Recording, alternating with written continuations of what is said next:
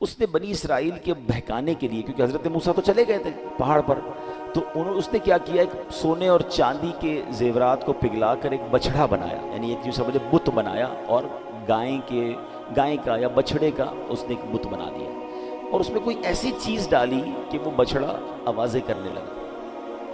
اب سامری بولا کہ اے بنی اسرائیل، حضرت موسیٰ تو کوہ طور پر اللہ سے ملنے گئے ہیں، خدا تو خود تمہارے پاس آ گیا ہے، اور بچھڑے میں خدا نے حلول کر لیا اور اللہ ہی تم سے باتیں کر رہا ہے، معاذ اللہ، استغفر اللہ۔ اب اصحابک یا حبیب اللہ، الصلاۃ والسلام علیک یا نبی اللہ، وعلی آلک واصحابک یا نور اللہ، نویت سنت الاعتکاف۔ پیارے پیارے اسلامی بھائیوں، جب بھی مسجد میں داخل ہوا کریں، یاد کر کے اعتکاف کی نیت ضرور کر لیا کریں۔ دیگر عبادتوں کے ساتھ ساتھ ہمیں اعتکاف کا ثواب بھی ملتا رہے گا۔ درود پاک پڑھنے کے بے شمار فضائل و برکات ہیں۔ ایک بڑی پیاری حدیث ہے جو مکتبۃ المدینہ کا ایک بڑا خوبصورت رسالہ ہے، 40 اطار، 40 حدیثوں پر مشتمل یہ رسالہ ہے۔ اس کی قسط نمبر 2 صفحہ نمبر 3 پر حدیث پاک نمبر 3 ہے۔ حدیث کا جو الفاظ ہیں وہ بڑے پیارے ہیں۔ ایما رجل مسلم لم یکن عندہ صدقہ، جس مسلمان کے پاس صدقہ کرنے کے لیے کچھ نہ ہو، فَلْيَقُلْ فِي دُعَائِهِ، تو اسے چاہیے کہ اپنی دعا میں یہ کہہ لیا کرے۔ کیا کہہ لیا کرے؟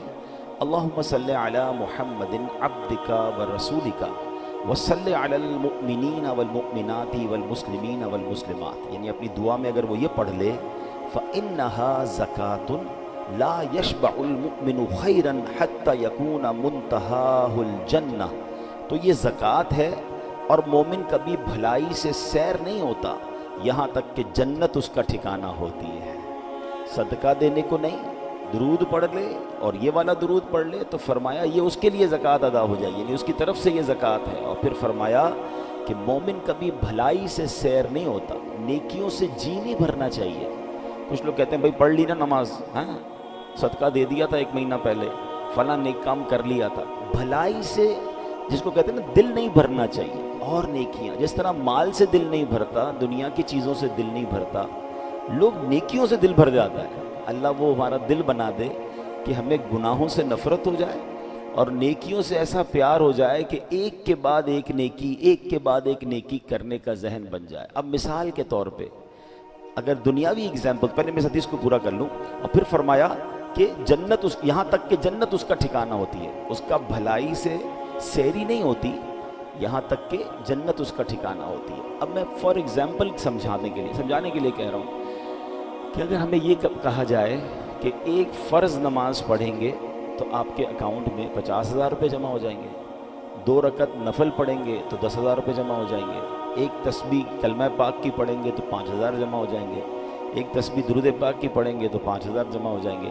اب بتائیے کتنی تسبیح پڑھیں گے، کتنے نفل پڑھیں گے، اور کون سی نماز قضا کریں گے؟ ٹھیک ہے نا؟ یعنی دنیا کی چیزیں ہوں تو پھر بندہ نہ دن دیکھتا ہے نہ رات دیکھتا ہے، کسی طرح دنیا کا مال آتا رہے۔ لیکن اگر ہمیں یقین ہو جائے کہ میرا ہر سجدہ، میری ہر نماز، میری ہر تسبیح میرے لیے جنت کے خزانے جمع ہو رہے ہیں، تو پھر سیری کیسے ہوگی؟ پھر دل کیوں بھرے گا؟ بس صرف ذہن بنانے کی دیر ہے۔ 50-60 سال کی زندگی میں پیسے مل جائیں تو میں محنت کرنے کے لیے تیار ہوں۔ 60 سال ہی جئیں گے نا، 70 جی لیں گے، 80 جی لیں گے، کتنا جئیں گے؟ لیکن مرنے کے بعد قیامت تک قبر میں رہنا ہے، وہ پتہ نہیں کتنے 100 سال رہنا ہے، اور اس کے بعد قیامت کا دن 50,000 سال کا دن، اور پھر نہ ختم ہونے والی جنت جس کی کوئی ایکسپائری ڈیٹ نہیں ہے۔ تو میں 70 سال کی زندگی، 80 سال یا 60 سال کی زندگی کے لیے تو اتنی کوشش کروں، اور جو نہ ختم ہونے والی آخرت والی زندگی ہے اس میں سستی کروں؟ یہ عقل مندی نہیں ہے۔ ایک بڑا پیارا جملہ ہے، عقل مند وہ ہے کہ جتنا دنیا میں رہنا ہے اتنا دنیا کی تیاری کرے، اور جتنا عرصہ قبر و آخرت کا ہے اتنی قبر و آخرت کی تیاری کرے۔ اب یہ فیصلہ ہے کہ کہاں کی تیاری زیادہ کرنی ہے۔ تو بڑی خوبصورت حدیث کا یہ جو جز ہے نا، میں دوبارہ پڑھتا ہوں کہ مومن کبھی بھلائی سے سیر نہیں ہوتا، یعنی بھلائی سے اس کا دل نہیں بھرتا یہاں تک کہ جنت اس کا ٹھکانہ ہوتی ہے۔ تو اس حدیث میں بڑی خوبصورت نصیحت بھی مل گئی اور درود پاک کی فضیلت بھی پتہ چل گئی۔ تو کثرت سے درود پاک پڑھتے رہا کریں۔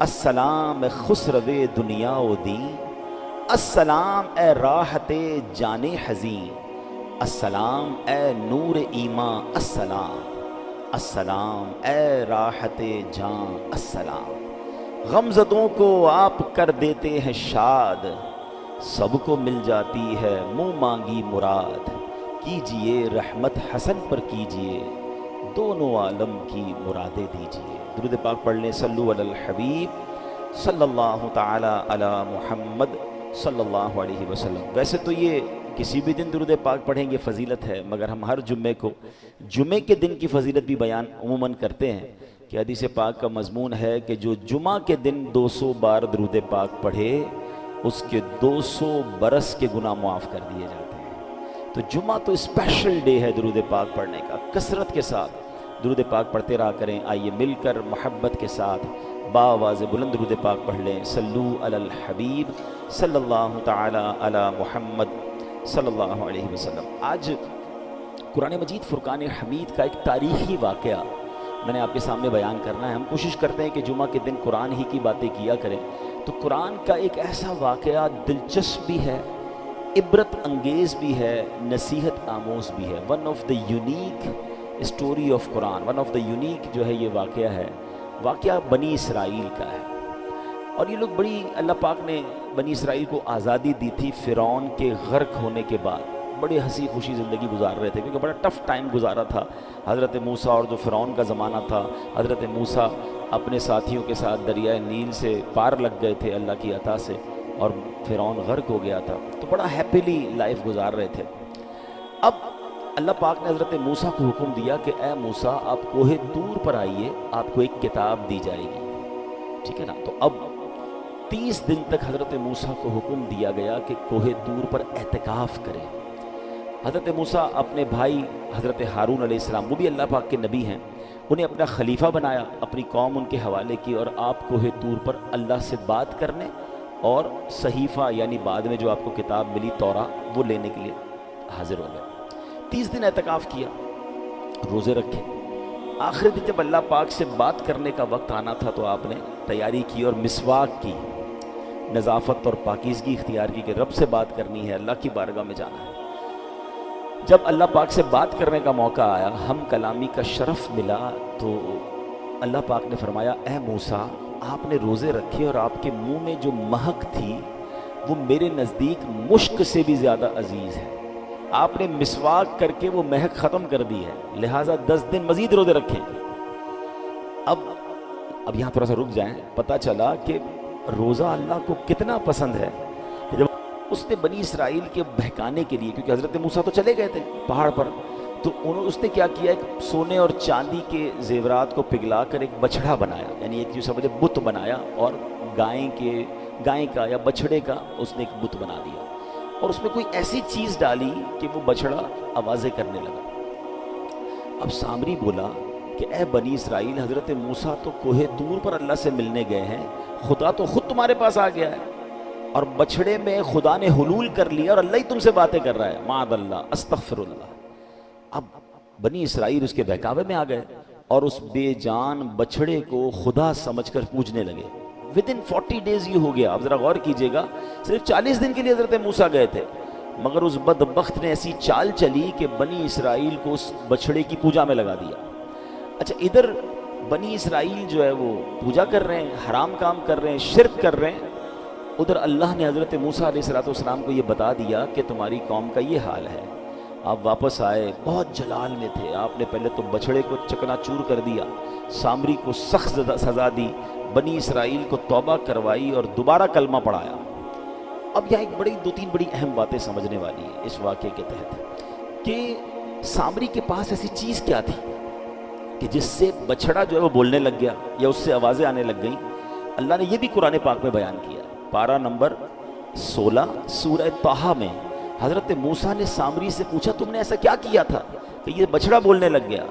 تو سامری جو کہتا ہے وہ قرآن میں موجود ہے، बसुरतु बिमा लम यबसुरू बिही फकबत्तु कब्दतम मिन अथर रसूल फनबत्तुहा। बसुरतु बिमा लम यबसुरू बिही फकबत्तु कब्दतम मिन अथर रसूल फनबत्तुहा। आसान तर्जुमा कुरान कंजुल इरफान, मैंने वो देखा जो लोगों ने ना देखा, और तो मैंने फरिश्ते के निशान से एक मुट्ठी भर ली, फिर उसे डाल दिया। यानी ए मूसा, मैंने वो देखा जो बनी इसराइल को नजर ना आया। मतलब मैंने जिब्रील अलैहिस्सलाम को देखा और उन्हें पहचान लिया। वो घोड़े पर सवार थे, चुनाचे मैंने उनके घोड़े के कदमों के निशान से मिट्टी की एक मुट्ठी भर ली, उस बछड़े में डाल दिया। इसी सबब से ये बछड़ा जिंदा होकर बोलने लग गया। अब इसके पीछे राज क्या था कि जिब्रील अमीन के जिस घोड़े पर आप सवार थे, उस घोड़े के कदम जहां लगे, उसकी मट्टी जो है उस बछड़े में डाली तो बछड़ा बोलने लग गया। अब उलमा ने इस मसले से कितनी बातें हमें सिखाई। पता ये चला कि जिब्रील अल्लाह के प्यारे हैं, वो बेशक बाबरकत हैं, मगर वास्तों की गिनती कीजिएगा। हज़रत जिब्रील अल्लाह के प्यारे, उनसे घोड़े को निस्बत हुई, घोड़े के कदमों से मट्टी को निस्बत हुई। उस मट्टी के अंदर अल्लाह ने ऐसी तासीर डाल दी कि बेजान बछड़े में जान पड़ गई। वो बोलता नहीं था, बोलने लग गया। तो पता चला कि तबर्रुकात में अल्लाह पाक ने कैसी बरकतें रखी हैं। वो अता बख्श होते हैं, जिंदगी बख्श होते हैं। उनकी बरकत से मुर्दा दिल जिंदा होते हैं, मुर्दा कौमों को उरूज मिलता है। अल्लाह पाक तबर्रुकात के अंदर मुर्दे में जान डाल देने की सलाहियत और बरकत अता फरमा देता है। अब यहाँ तो इस तबर्रुक का गलत फ़ायदा उठाया गया ना। तो पता चला कि तबर्रुकात में तो तासीर होती है, ये हाथों का फ़र्क होता है। अगर ये तबर्रुकात गुस्ताखों के हाथ में आ जाए तो तबर्रुकात के मनफी असरात होते हैं। तबर्रुकात नेकों के हाथ में आ जाए तो वो तबर्रुकात के असरात भी नेक होते हैं। देखिए, सामरी जादूगर के पास ये मट्टी आ गई जो हज़रत जिब्रील के घोड़े के कदमों से लगी थी। वो चाहता तो इससे बरकतें हासिल कर लेता ना, मगर दिल में गुस्ताखी थी, दिल में शिरक था। उसी तबर्रुक से उसने गलत काम शुरू करवा के कौम को हराम काम की तरफ लगा दिया, और पूरी बनी इसराइल को उसने उस ज़माने के लोगों को गुमराह किया। तो ऐ मेरे प्यारे इस्लामी भाइयों, यहाँ ये बात सीखने को मिल रही है कि अल्लाह वालों से निस्बत रखने वाली चीज़ में बड़ी बरकत होती है। अब उसका कोई रॉन्ग इस्तेमाल कर ले तो अलग बात है। अब एक बहुत खूबसूरत बात अब समझनी है। जिब्रील कौन है? फरिश्ते हैं, फरिश्तों के सरदार हैं, ठीक है। और आपके घोड़े से सुभान अल्लाह जो मट्टी कदमों से लगे उसमें ये जान आ जाती है, ये बरकत आ जाती है। तो ज़रा सोचिए कि फरिश्ते ये हैं कौन? जिब्रील अमीन नबी पाक अलैहिस्सलाम के खादिम हैं, आपके वज़ीर हैं। हम शेर कहते हैं ना, चाहें तो इशारों से अपने काया ही पलट दें दुनिया की, चाहें तो इशारों से अपने काया ही पलट दें दुनिया की।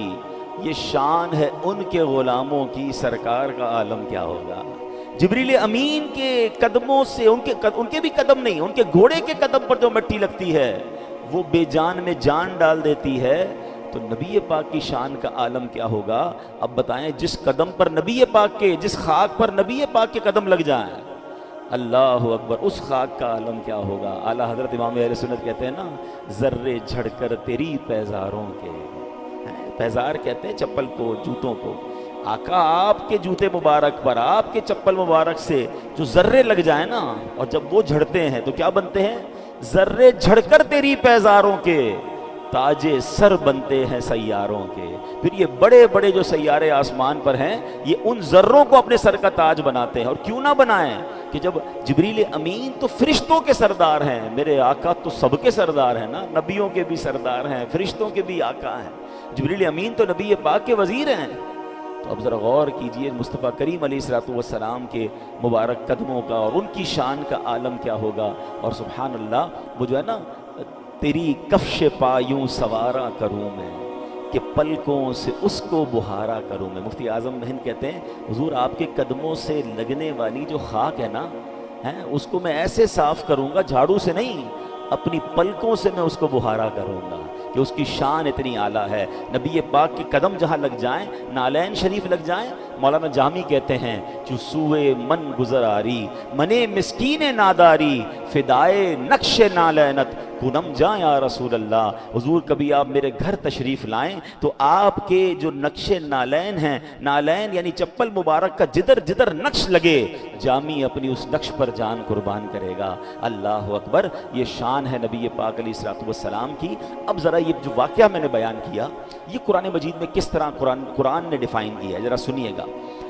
اللہ قرآن میں فرماتا ہے کہ پارہ 1 ہے، سورہ بقرہ ہے، آیت نمبر 51 and 52۔ سبحان اللہ، بسم اللہ الرحمن الرحیم۔ وَإِذْ وَاعَدْنَا مُوسَىٰ 40 لَيْلَةً ثُمَّ اتَّخَذْتُمُ الْعِجْلَ مِن بَعْدِهِ وَأَنْتُمْ ظَالِمُونَ ثُمَّ عَفَوْنَا عَنْكُم مِّن بَعْدِ ذَلِكَ لَعَلَّكُمْ تَشْكُرُونَ۔ آسان ترجمہ قرآن کنز العرفان۔ اور یاد کرو جب ہم نے موسیٰ سے 40 راتوں کا وعدہ فرمایا، پھر اس کے پیچھے تم نے بچڑے کی پوجا شروع کر دی اور تم واقعی ظالم تھے، پھر اس کے بعد ہم نے تمہیں معافی عطا فرمائی تاکہ تم شکر ادا کرو۔ یعنی اے بنی اسرائیل، جب اللہ پاک نے موسیٰ کو کتاب دینے کا وعدہ فرمایا، انہیں کوہ طور پر بلایا، حضرت موسیٰ نے 40 راتیں وہاں اعتکاف کیا، ادھر تمہیں ہدایت کا سامان ہو رہا تھا اور ادھر تم تورات شریف کے نازل ہونے کا انتظار کیے بغیر اللہ کا شکر بجا لانا تھا تمہیں، اس کو چھوڑ کر تم نے شرک شروع کر دیا، بچھڑے کی پوجا کرنا شروع کر دی۔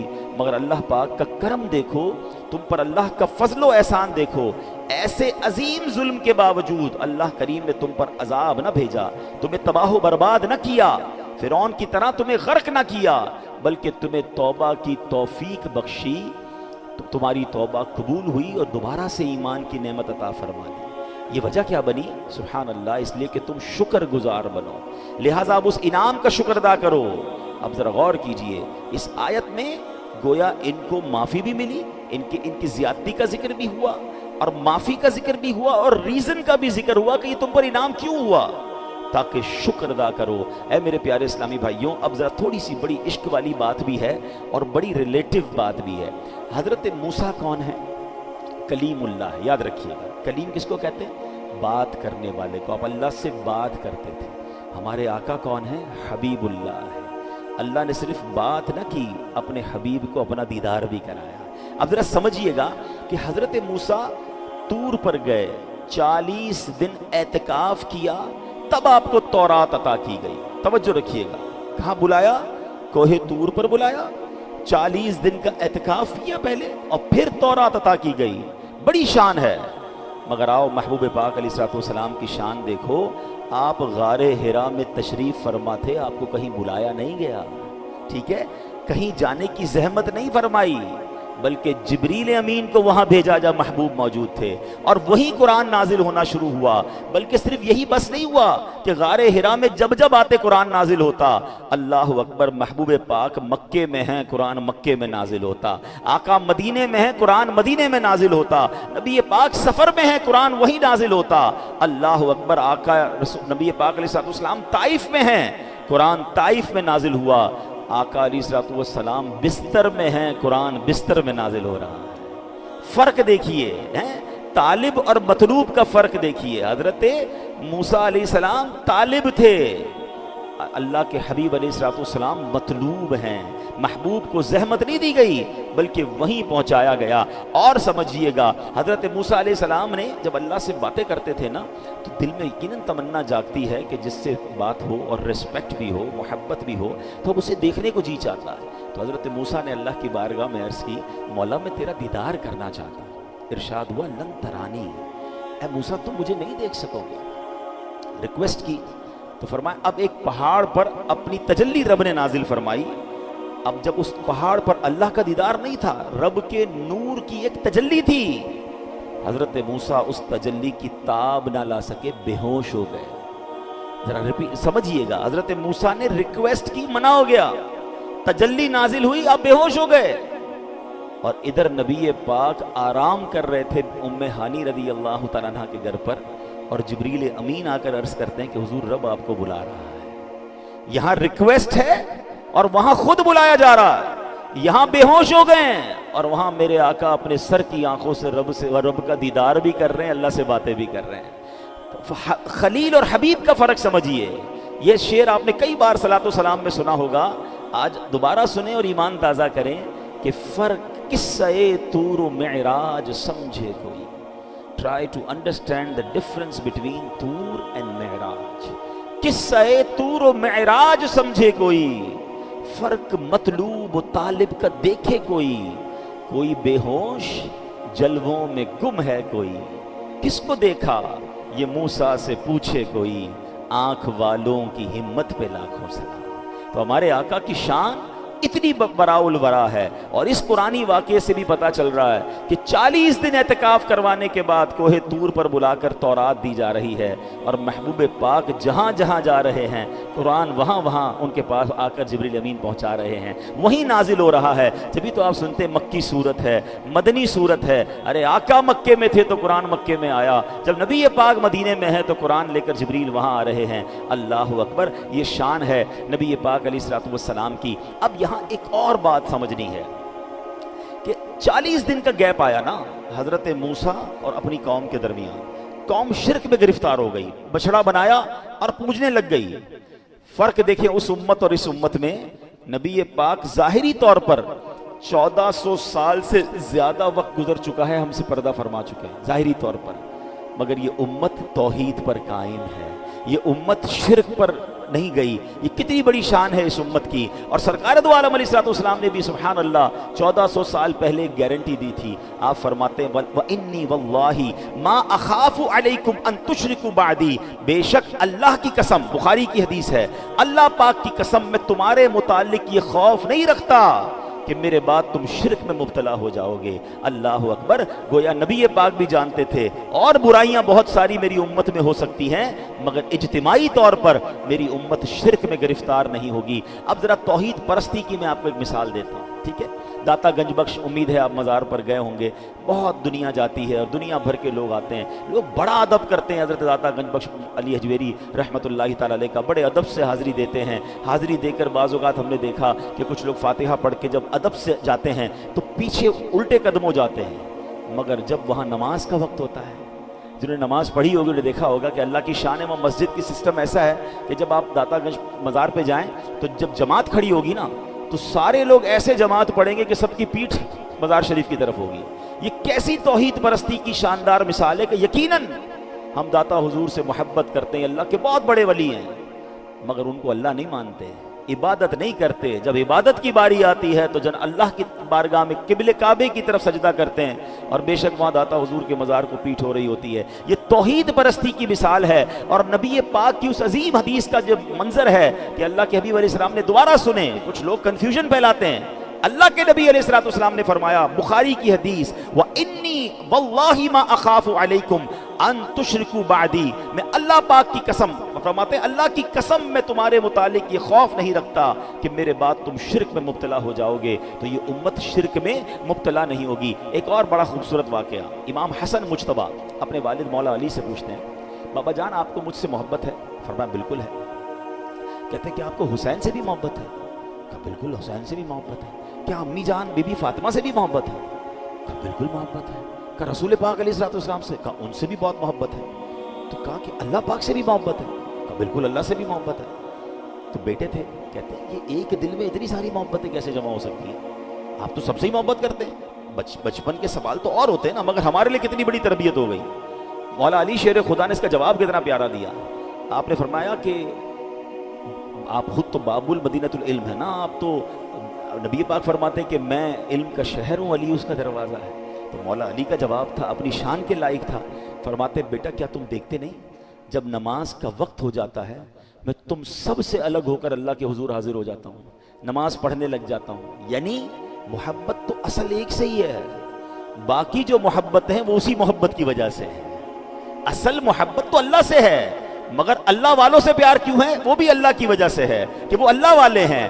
کسی شخص سے محبت ہو، اس کے بچوں سے پیار نہیں ہو جاتا، اس کے رشتہ داروں سے پیار نہیں ہو جاتا، اللہ بلا تمثیل، اللہ کی کوئی اولاد نہیں ہے، مگر سمجھانے کے لیے اصل محبت مومن کو اللہ سے ہوتی ہے، مگر اللہ کے پیاروں سے بھی محبت، اللہ کے نبیوں سے بھی محبت، اللہ کے نبیوں کے صحابہ سے بھی محبت، اللہ کے نبیوں کے اہل بیت سے بھی محبت ہو جاتی ہے، اور اس کی وجہ یہی ہے کہ یہ اصل محبت اللہ کے لیے ہے۔ الحب فی اللہ والبغض فی اللہ، ہماری محبت بھی اللہ کے لیے، ہماری دشمنی بھی اللہ کے لیے ہونی چاہیے۔ ہمارا پرابلم یہ اور ہے، ہم محبت بھی دنیا کے لیے کرتے ہیں، ہم دشمنی بھی دنیا کے لیے کرتے ہیں۔ محبت کیوں دنیا کے لیے کرتے ہیں؟ یار اس سے پیسے مل جائیں گے، اس سے کام نکل آئے گا، اس سے دوستی کر لو کچھ ترقی مل جائے گی۔ دشمنی کیوں کرتے ہیں؟ اس نے مجھے تحفہ نہیں دیا، اس نے مجھے دعوت پہ نہیں بلایا، اس نے جناب ہمارا رشتہ تھا فلاں رشتہ توڑ دیا، اس لیے انتقام۔ تو یہ تو دنیا کے لیے محبت اور دنیا کے لیے لڑائی ہو گئی نا۔ مومن یہ نہیں ہوتا، مومن کی محبت بھی اللہ کے لیے، مجھے پیار اس لیے کہ میرے اللہ کا بندہ ہے، یہ کلمہ گو ہے، میرا مسلمان بھائی ہے، میرے نبی کا امتی ہے، یہ محبت کا معیار ہے۔ اور بغض کیوں ہے؟ یہ اللہ معاذ اللہ شرک کرتا ہے، یہ نبی پاک کا گستاخ ہے، یہ صحابہ کا گستاخ، یہ اہل بیت کا گستاخ، میں اس کو اپنا دوست، بے شک یہ مجھ پر کروڑوں روپے خرچ کیوں نہ کرے، جو اللہ اور اس کے رسول کا نہیں وہ ہمارا نہیں ہو سکتا، چاہے سگا رشتہ دار کیوں نہ ہو۔ یہ ہے البغض فی اللہ۔ کاش یہ بات سمجھ آ جائے۔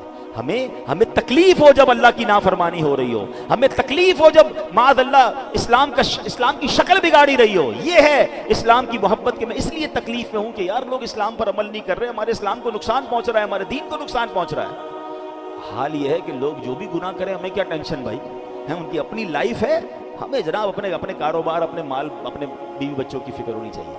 یہ نہیں ہے، مومن اللہ کے دین کا فکر مند ہوتا ہے، مومن اسلام کی ترقی کے لیے فکر مند ہوتا ہے۔ ہم بھول گئے صحابہ کی قربانیاں، بھول گئے اہل بیت کی قربانیاں، بھول گئے انبیاء علیہ السلام اور خود ہمارے نبی کی قربانیاں۔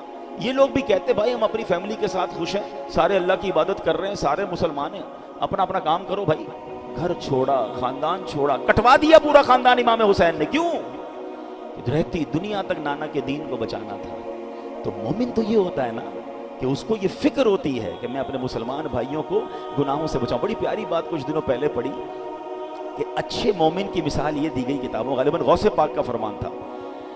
غوث پاک شیخ عبد القادر جیلانی فرماتے ہیں کہ اچھا مومن تو وہ ہوتا ہے کہ جس طرح اگر اس کے اپنے فیملی ممبر آگ میں گر رہے ہوں، جس طرح وہ ان کو بچاتا ہے، اس طرح جب وہ مسلمانوں کو گناہوں میں اور برائیوں میں مبتلا دیکھے تو اسی فکر سے انہیں بچانے کی کوشش کرے۔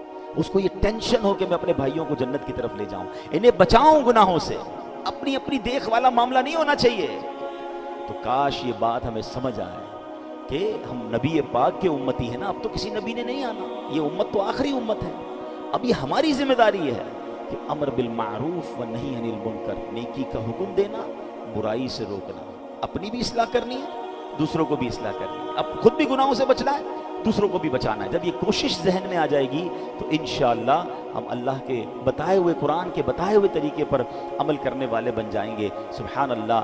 یہاں ایک اور آخری بات عرض کر دیتا ہوں، اسی آیت میں فرمایا ثم عفونا عنکم من بعد ذلک، پھر اس کے بعد ہم نے تمہیں معافی عطا فرمائی۔ اسی آیت میں قرآن نے کیا کہا کہ تم نے شرک کیا، پھر تمہیں اللہ نے معافی عطا فرما دی۔ اب سوال یہ ہوتا ہے کہ فرعونیوں نے جب شرک کیا تھا انہیں تو غرق کر دیا گیا، بنی اسرائیل نے شرک کیا، انہیں معافی کیسے مل گئی؟ ان پر عذاب کیوں نہیں آیا؟ سبحان اللہ۔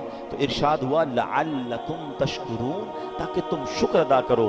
گویا فرمایا جا رہا ہے کہ فرعونیوں کا بھی جرم یہی تھا، فرعونیوں نے تو ایک جیتے جاگتے بندے کو خدا مانا تھا، تم نے تو بچڑے کو خدا مان لیا، مگر ان کے اندر شکر کی اہلیت نہیں تھی۔ اللہ جانتا ہے کہ تمہارے اندر شکر کی اہلیت ہے، تمہیں شکر کا موقع دیا جا رہا ہے، اللہ کا شکر بجا لاؤ، اللہ کی فرما برداری میں مصروف ہو جاؤ۔ تو پتہ کیا چلا؟ اب the crunch of this whole story کیا ہے کہ عذاب کا ایک سبب ناشکری ہے۔ ہاں، بندہ گناہ کرتا ہے، اللہ پاک مہلت دیتا ہے، پھر گناہ کرتا ہے، پھر مہلت دیتا ہے، پھر گناہ کرتا ہے، پھر مہلت دیتا ہے، یہاں تک کہ بندہ گناہ کرتا جاتا ہے، اس کا دل سیاہ ہو جاتا ہے، اب وہ توبہ کے لائق نہیں رہتا، گناہ اور ناشکری اس کی طبیعت میں رچ بس جاتی ہے، تب وہ موقع آتا ہے کہ اللہ پاک پکڑ فرماتا ہے اور بندہ تباہ و برباد ہو جاتا ہے۔ قرآن میں ایک اور واقعہ کسی موقع پہ اس کو بھی پوری تفصیل سے بیان کریں گے کہ اہل یمن میں ایک علاقہ تھا سبا، یہ ایک ایسا علاقہ تھا کہ دنیا کا سب سے خوبصورت اس کی آب و ہوا تھی، کوئی مچھر نہیں، کوئی کیڑا نہیں، اتنے شاندار پھل تھے کہ لوگ اپنے سر پر ٹوکری اٹھا کے نکلتے تھے تو درختوں سے پھل گرنا شروع ہو جاتے تھے، ورلڈ بیسٹ ایٹماسفیئر تھا۔ آج لوگ کہتے ہیں نا فلاں کنٹری کی ہوا سب سے اچھی ہے، ایٹماسفیئر اچھا ہے، وہ ایسی ہوا تھی کہ اس کے اندر سے کوئی گزرتا تھا تو صحت مند ہو جاتا تھا. مگر وہ قوم ناشکری کرنے لگی، کفر کرنے لگی. 13 نبی بھیجے گئے اس قوم پر، وہ قوم نے نہیں مانی بات، ناشکری کرتے تھے. کہتے ہیں ہماری یہ ساری اللہ نے تھوڑی دی ہے، تو ہم نے ہمارے پاس یہ نعمت ہے، ہم نے بلڈ اپ کیا ہے. اللہ نے کیسے اس قوم کو تباہ کیا؟ چوہے بھیجے. اتنی بڑی قوم، اتنا بڑا کام تھا. ان کے پاس ایک نہر تھی جہاں سے پانی وہ لیتے تھے، ایک بند باندھا تھا. چوہے گئے، اس بند کو کاٹا، ایسا سیلاب آیا کہ ان کے تمام باغات، تمام گھر، سب کچھ غرق ہو گیا. پتا چلا کہ ناشکری کرنے پر اللہ عذاب دیتا ہے. کاش یہ بات سمجھ آ جائے، اور شکر کرنے پر اور دیتا ہے. کمال دیکھیں، نعمت بھی خود دے رہا ہے، عطائیں بھی خود کر رہا ہے. ہمیں صرف کیا کرنا ہے؟ شکر بجا لانا ہے. شکر کریں گے ملٹی پلائی ہونا شروع ہو جائے گا، بڑھنا شروع ہو جائے گا. خود قرآن میں فرمایا لَإِن شَكَرْتُمْ لَأَزِيدَنَّكُمْ، تم میرا شکر ادا کرو میں تمہیں اور عطا کروں. If you want to multiply your rewards، آپ کے پاس جو کچھ ہے، بلیسنگز ہیں، اللہ کی طرف سے عطائیں ہیں، مال ہے، شہرت ہے، عزت ہے، اولاد ہے، آپ چاہتے ہیں یہ باقی بھی رہے اور بڑھتی بھی رہے. There is only one formula، شکر کرنا، ناشکری نہیں کرنا. ٹھیک ہے؟ اور شکر زبان سے بھی کرنا ہے اور اعمال سے بھی کرنا ہے. میں یا اللہ تیرا شکر، یا اللہ تیرا شکر بھی کرتا رہوں اور باقی اللہ کی نافرمانی بھی کرتا رہوں، یہ بھی نہیں. نمازیں بھی پڑھنا شکر ہے، یہ پوری باڈی کا شکر ہے. ٹھیک ہے نا؟ زبانی شکر کیا ہے؟ الحمدللہ کہتا رہے، یا اللہ تیرا شکر کہتا رہے. اللہ کی نافرمانی سے بچنا بھی شکر ہے. آخر میں یہ وظیفہ بھی سن لے کہ الحمدللہ کہنے کی عادت ڈالیں. ذرا زور سے کہیے الحمدللہ. صبح اٹھے، اللہ نے نیا دن دیا، الحمدللہ. بستر سے اٹھنے کے قابل ہو گئے، یا اللہ الحمدللہ. پیر چل رہے ہیں، لاک نہیں ہوئے، الحمدللہ. لباس پہنا، اللہ تو نے لباس پہننے کی توفیق دی، الحمدللہ. ناشتہ کیا، الحمدللہ. دوپہر کا کھانا کھایا، الحمدللہ. گھر سے باہر نکل کر منزل پر پہنچ گئے، الحمدللہ. مسجد میں آ گئے، الحمدللہ. یا اللہ تو نے اس قابل بنایا، تو نے اپنے گھر میں بلایا. بھائی کس کے گھر میں بیٹھے ہیں؟ اللہ کے گھر میں نا. آپ کے گھر میں بغیر اجازت کوئی آ سکتا ہے؟ جب آپ کے گھر میں نہیں آ سکتا تو اللہ کے گھر میں کیسے آ سکتا؟ اللہ نے بلایا مجھے اور آپ کو، تو کیا کہنا ہے؟ الحمدللہ. اللہ تیری مہربانی. اپنا مہمان ہر موقع پر اللہ کرے زبان تر رہے اس کے ذکر سے. اور سبحان اللہ، یہ کیسا وظیفہ ہے. ایک بار نبی پاک علیہ الصلوۃ والسلام نے فرمایا کہ دشمن کے وار سے بچنے کے لیے ہتھیار اٹھا لو. صحابہ کہتے ہیں حضور کسی نے حملہ تو کیا ہی نہیں، ہتھیار کیسے اٹھا لیں؟ تو فرمایا دشمن نے حملہ نہیں کیا، بلکہ جہنم کے مقابلے میں اپنی ڈھالیں اٹھا لو.